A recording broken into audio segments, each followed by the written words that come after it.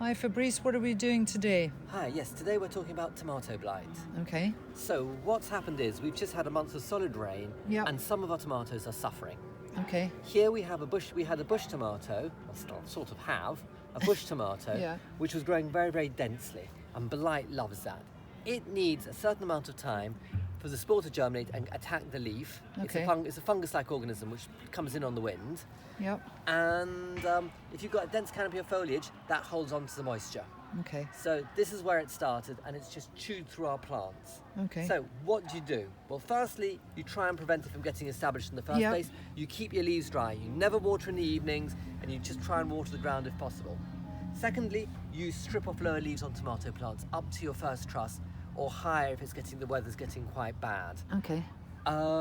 By the end of August, and it's starting to get wet outdoors, you're probably better off just stripping all your leaves off tomatoes. You're not going to get the best flavour of what's left, but if it's moist and it's starting to get dew, you kind of got to think about these things. What else can you do? Not much. Once it gets going, it gets going. We stripped off loads and loads of leaves, and it slowed it down. But because it stayed wet, it's still chewing its way through these plants. Okay, show me a leaf with blight on it. Symptoms of blight.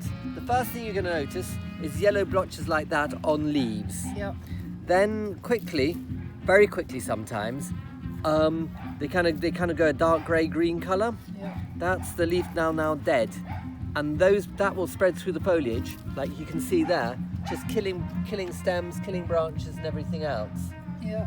Another thing you get on is like these dark brown blotches on the stems, Yep. and you get fruit that looks like this. So, kind of wrinkled with black, brownish purple rather blotching on the fruit, Okay. on either unripe and ripe fruit. Once this has happened to the fruit's really kind of inedible.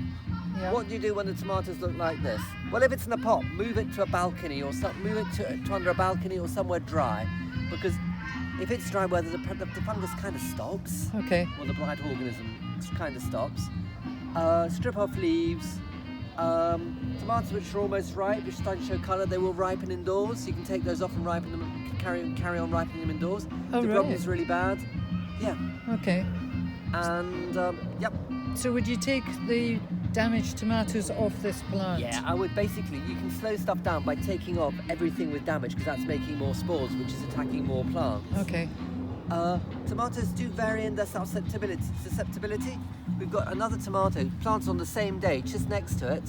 There is blight on this, some of the fruit are damaged, but the stems have almost got no damage on them at all, so there is quite a lot of variation. We've got some tomatoes behind that lady eating ice cream over there,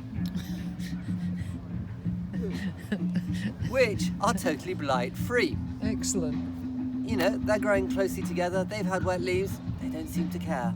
Okay. Thank you, Fabrice.